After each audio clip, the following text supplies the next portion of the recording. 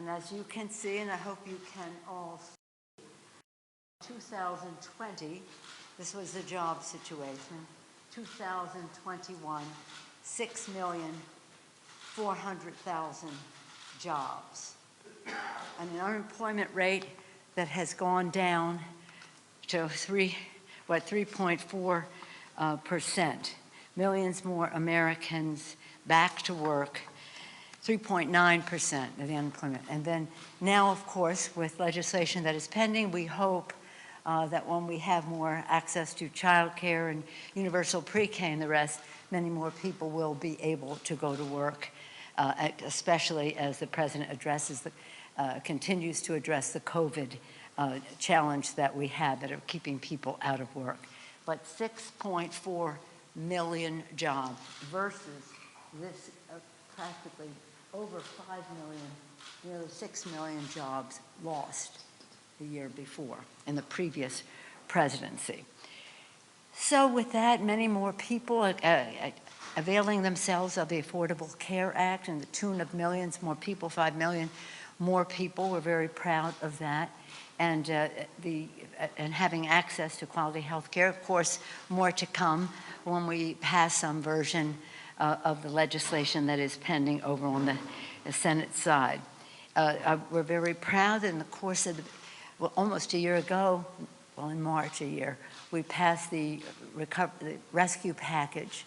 The rescue package put money in the pockets of the American people, vaccines in their arms, many more children safely back to school, people back to work. It enabled cities, states, and counties to pay for and support the systems that make societies work, whether it's the education of our children, the transportation of our people, of the first responders, our security, food workers, the list goes on, of services that are provided by localities, counties, as well as states. They took many millions of people, young children, out of poverty. The rescue package did just that, rescue our economy, our society, and our people as it attacked the COVID crisis. As you all know, we've had a variant that has prolonged the crisis, but I'm very proud of the work that the president is doing now to make sure that people have tests and masks, and hopefully more people will avail themselves of vaccinations. More therapies are in the works, and in terms of not having to have refrigeration of the kind that is almost impossible to have throughout the world. We salute our scientists for what they are doing. Science and governance, that's going to be solve that problem. So for these and other reasons, whether it's broadband or clean water, as we know in the bipartisan, the first bill, the rescue package, with taking people out of poverty and money in pockets and all the rest, that was done with not one Republican vote. There were 13 Republican votes in the House to support the infrastructure bill, and we were happy that that was bipartisan, so we could repair roads and bridges, improve public transit, secure clean water, broadband, and much more across the country. So it's a great deal to be proud of. But as with all of this, we always keep an eye on what needs to be done to meet the kitchen table needs of the American people. What keeps them up at night, we want to help solve that problem. And one of the proud things about this administration is the creation of jobs, the expansion of health care, and again, the alleviation of poverty. So with that, then we go on to what we want to do next. There's no question, last night was a disappointment. I support what the president said. He's disappointed but not deterred. We will continue the work. We will follow the example of those who went before us in terms of the fight for civil rights and voting rights, not to be deterred. So the fight goes on. I had the privilege earlier this week, the beginning of the week on Martin Luther King Day, to be with the King family, to be inspired over and over again, continue to be inspired by them, to the point of their Martin Luther King's granddaughter, Yolanda, who's 13 years old in 8th grade, talking about the future. talking with her great wisdom about the future. So we're, again, always eager to do more, but nonetheless disappointed what happened. But I want to congratulate Leader Schumer for his courage, for how he proceeded with this legislation. You had to have a vote. And what was wonderful to see was for almost 2 days to hear the Democratic senators talk about the sanctity of the vote and how fundamental that is to our democracy. It was so inspiring. Sad, though, to hear the Republicans argue against the freedom to vote and protect our vote. Whatever the outcome, the fact is that every Democrat in the Senate voted for the Freedom to Vote / John Lewis Voter Advancement Act, and every Republican voted against it. The process in the Senate leaves much to be desired. If you want to talk about that, we can later. But the fact is that it was an inspiring day, and I salute the chairman for bringing that important legislation to the forefront as he brought it to the floor. And that's a way to get it into the forefront. It's so important.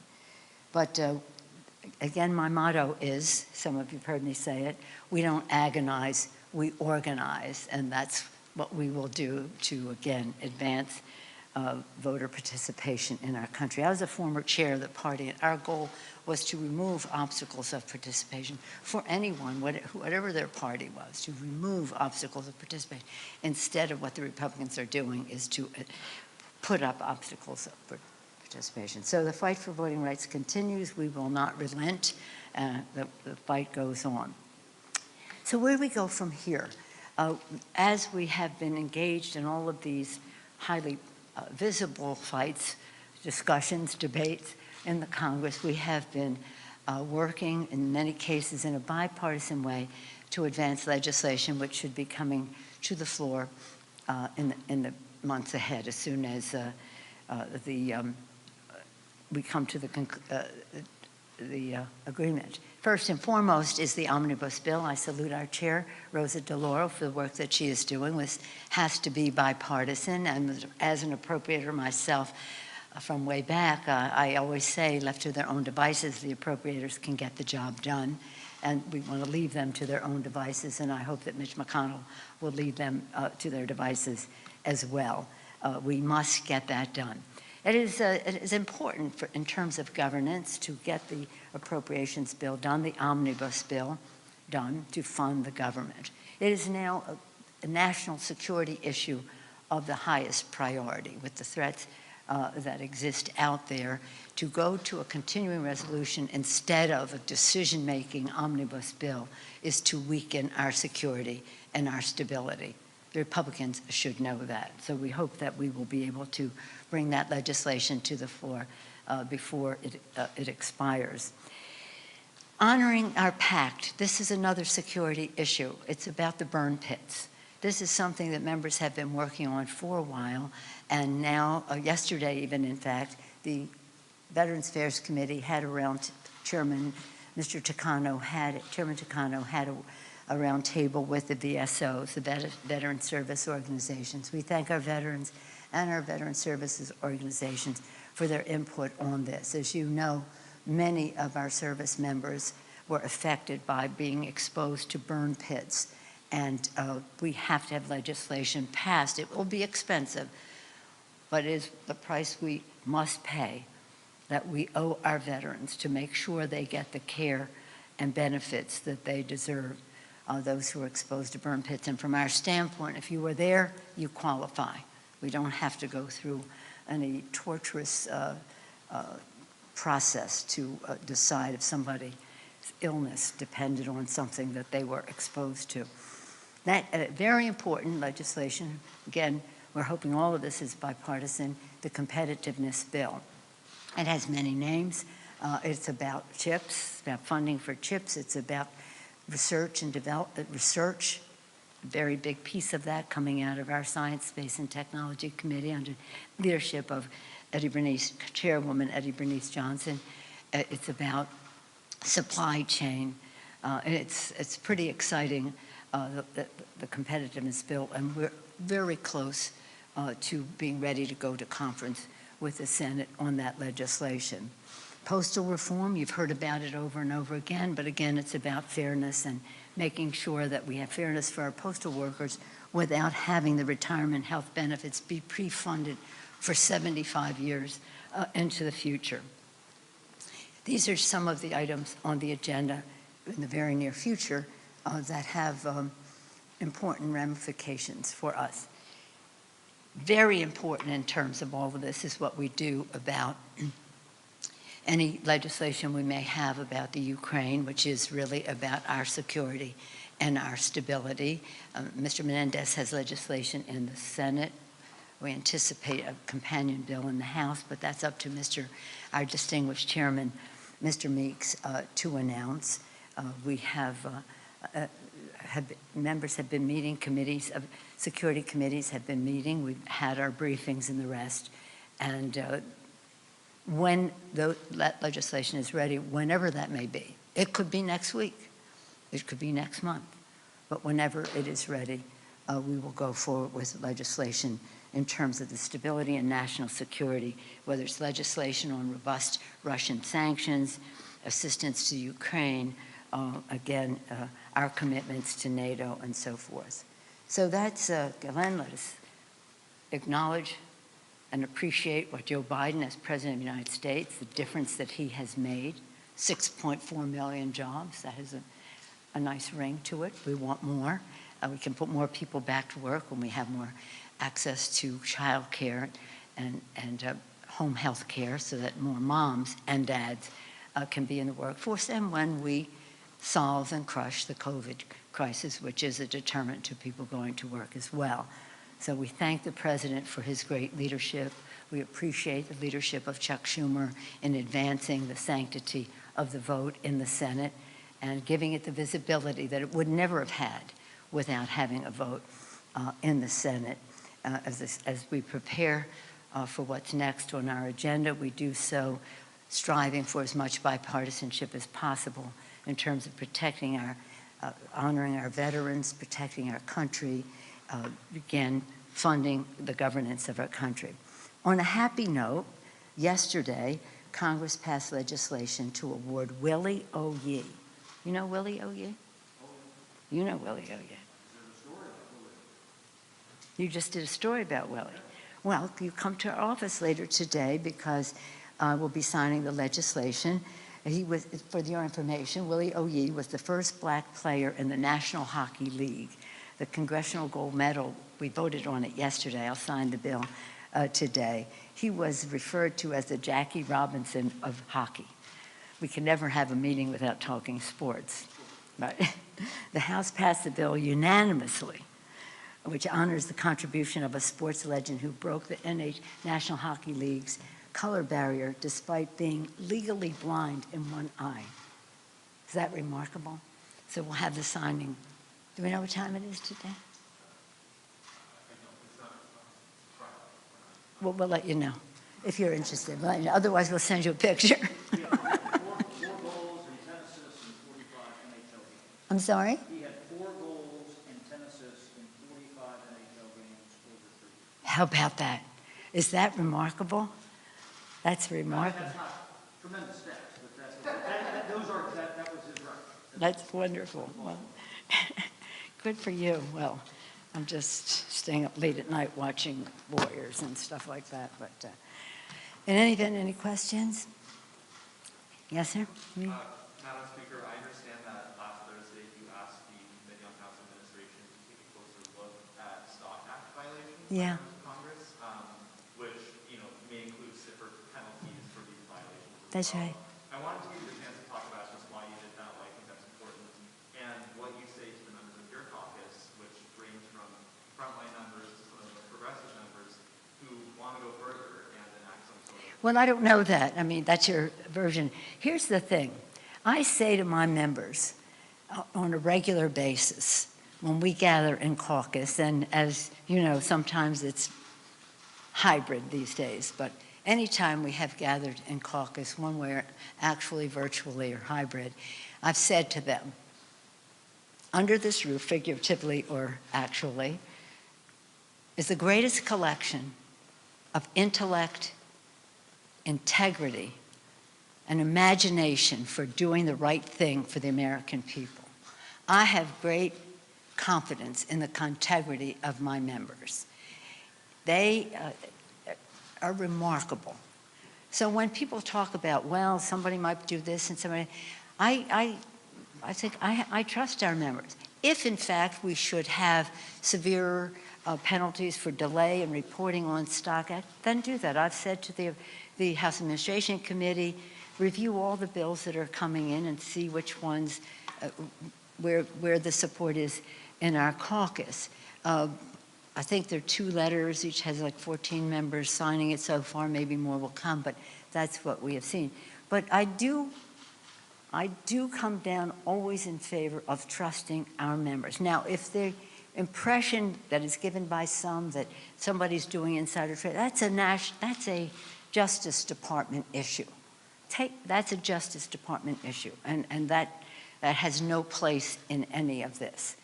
But to give a blanket attitude of we can't do this and we can't do that because we can't be trusted, I just don't buy into that. But if members want to do that, I'm okay with that. And I would add, and this is the last thing I'm going to say on this at this meeting, and I would add, do you know that the Supreme Court, now we in the House have disclosure, in the Congress we have disclosure, and we have the Stock Act, which says if you sell a stock, you have to report it in an X number of days, and if not, there's a penalty. Should those penalties be greater? Subject to review. I mean, I don't know why people don't do it on time, but whatever it is, if there's a penalty and it should be more severe, so be it. But the United States Supreme Court, where decisions are made all the time that affect our environment, our workforce, our personal freedoms, every subject you can name, at the mercy of the court, our economic issues and the rest, no disclosure whatsoever, and certainly no Stock Act. In other words, if we're saying everybody should be living by the same standard, then so be it. That's okay with me.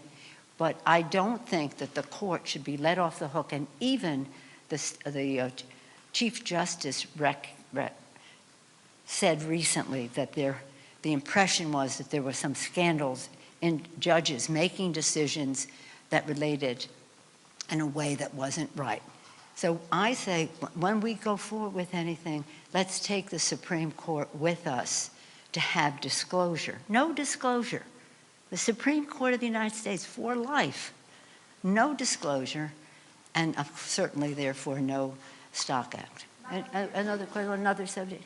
Yeah, on the BBB, the president indicated yesterday chunks of it could get passed, and I'm sure you heard what he said. I wonder what you think of that statement, and a couple of parts here. He said the child tax credit free community colleges might drop out, and just what should we expect when it comes to the BBB going forward? Well, let me just say, chunks is an interesting word. No. The president has such a commitment to the values that are contained in this legislation, the reconciliation bill. When we passed and when they were considering, and then later we passed the bipartisan infrastructure bill, the president said, I want to find as much common ground as I can in a bipartisan way when it comes to infrastructure. But I cannot limit my vision for America to what the Republicans will agree to in terms of roads and bridges, et cetera. That's important, but it's not all. So in this legislation, if we care about preserving the planet for future generations and clean air for them to breathe today and water to drink, we need to pass the reconciliation bill. So I would hope that that would be a major part of it. So what the president calls chunks, I would hope would be a major bill going forward. It may be more limited, but it is still significant. So we talked about climate. Now let's talk about health care. So important in the legislation is that millions more people will have access to health care at a very low cost because of what is in the bill in terms of expanding the Affordable Care Act. Let's now talk about child care. Child care in the bill, whether you're talking about the child tax credit, or you're talking about child care, or you're talking about home health care that might include a child or an older sibling or a parent, or you're talking about universal pre-K. All of this lowers cost for care and is transformative in the lives, especially of women in the workforce. So we have to have, if our economy is going to succeed, as you know, we say when women succeed, America succeeds. If we're going to have the full benefit of women and newcomers, and when I say newcomers, people of color who have not been in some of these traditional jobs, to expand what that means, we have to have care at home, whether it's for children or, again, older siblings or parents. So there are big chunks of the bill that have to be contained in the bill. But remember this, that this is a reconciliation bill. So when people say, let's divide it up, they don't understand the process. What can we agree upon? And I'm sure that we can agree upon something significant. Call it a chunk if you want, but whatever you call it, we want it to be able to make a difference in transforming the workplace by honoring work, by respecting the fact that there are families that have to make decisions between home and work, and again, protecting the planet. So I'm optimistic. I'm optimistic. Yeah. Yes, sir. Yes, and so obviously you're disappointed because what happened. Very disappointed. But that said, you have some members in the Democratic Party who are really taking on Senators Manchin and Sinema. What do you say about it to those members who are hypercritical of them, taking their positions? That's their position. That's how they feel. That's what they think their constituents want. Do you think that that's fair to have that sort of criticism leveled on Manchin and Sinema in this internal party? Well, I think people will say what they're going to say. I have not encouraged that. In fact, I have discouraged it because we are a giant kaleidoscope here, Democrats and Republicans. You never know who's going to be in the design of the next bill. So we have to be respectful. But I've discouraged people from making comments about them. And you maybe hear it more than I do. I just don't hear that much of it anymore. No. Do you think that makes it harder maybe to get their vote down the road on this subject or something else that criticism? No, I don't think so. I don't think so. I think that they'll do what they believe, and I'm hopeful. They have come to agreement on aspects of the Build Back Better legislation. We may want to have to rename it to something that's even Build Back Better than that kind, whatever we decide to call it. But the fact is that we're a diverse place, from right to left, Democrats to Republicans, within our own parties and the rest, and we have to be respectful. And I don't think there's any upside in Democrats criticizing Democrats. Yes, ma'am. Can you talk a little bit about what Democrats' 2022 legislative agenda should be beyond Build Back Better in order to kind of tell voters what you guys are actually doing, since there's been a lot of hurdles in front of both voting rights and Build Back Better? Well, as I said earlier, right away, we have been working on legislation right now to keep government open in a way that meets the needs of the American people, that protects the security and stability of our country. And that is legislation that we hope will be on the floor in a short period of time, and I thank Rosa DeLauro for that. A high priority for us is to honor the pact, to make sure that our men and women in uniform who were exposed to burn pits understand that this is of the highest priority for us. It's going to be very costly, but it's worth it because we owe them. They were exposed in the line of duty to dangerous situations where they now have serious health issues and they need care and benefits. I mentioned also the issue that relates to competitiveness. This is really important for us in terms of chips and what that means to our manufacturing base, in terms of supply chain, what that means to our economy, and research, which means to our present and to our future.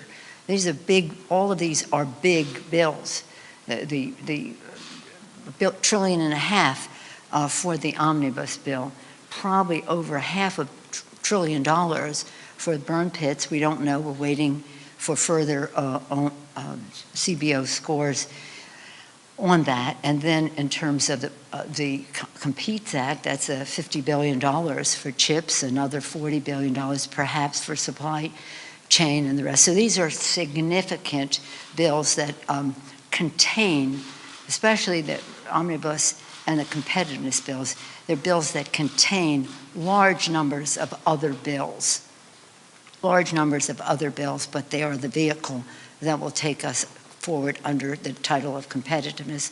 Was it called in the Senate? USICA. USICA in the Senate, and we call it competitiveness bill here. Whatever the title, we hope to go to conference on that soon. And then there are other bills that relate to the Postal Service and the rest, again, about governance. But we have always been about America's working families. So we still want to pass a legislation that expands our workforce by recognizing the responsibilities that people have at home, which I address. So I went over some that are in the near future. We have 3 task force that work, select committee task force, that are not legislative committees but will make recommendations.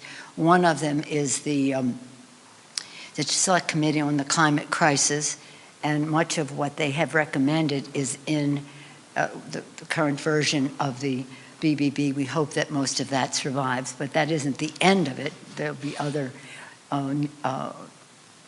opportunities, shall we say, that we will have to help other countries to save the planet as well. So nothing is the end game, but it is takes us well down the path. In terms of the select, and that's chaired by Kathy Castor of Florida. She's doing a superlative job. Next, we have the Select Committee on COVID under the leadership of Mr. Clyburn, our distinguished whip, and they are doing very important work that helps us make judgments about what has worked better or what in terms of how we go forward in terms of this pandemic, but any future ones as well. And then we have a Select Committee on Disparity and Income and Opportunity in our country, chaired by Mr. Himes. And you'll see much more of that now that we've gotten through some of the,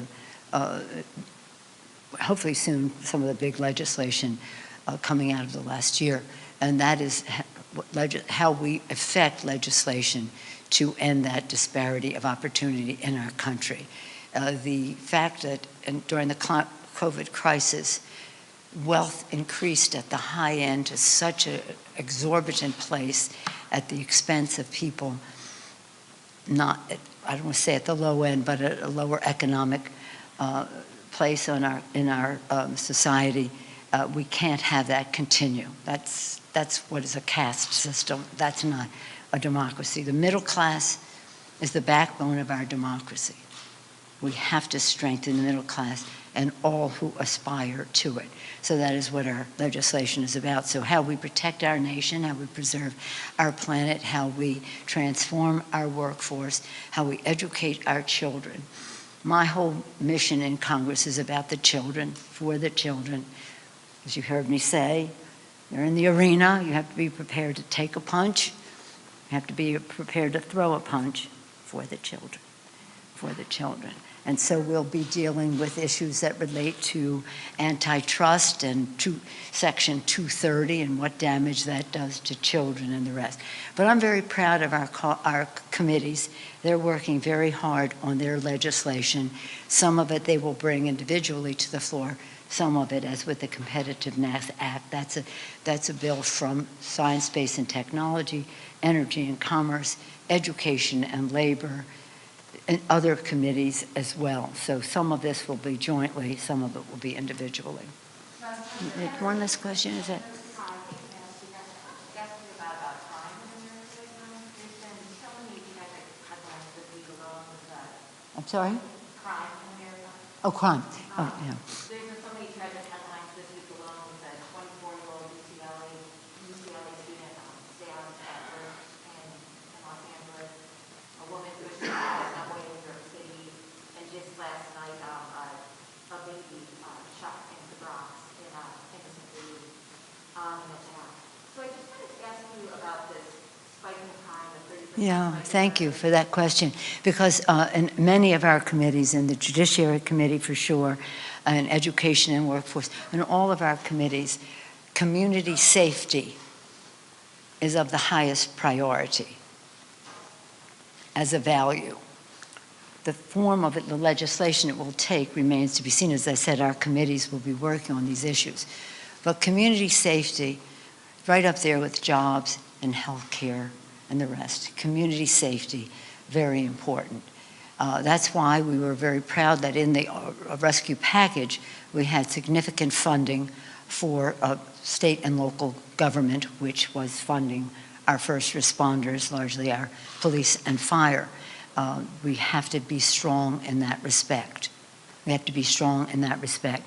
But in the BBB, there's very important language, and I refer you to it, about how we address criminal justice and the rest in our country. But thank you for asking that question. We can have a whole day, and we probably will, on that subject, because community safety, our first responsibility is to protect and defend, whether that's our national security or our community safety. We have to keep the American people safe. Thank you all very much. Thank you.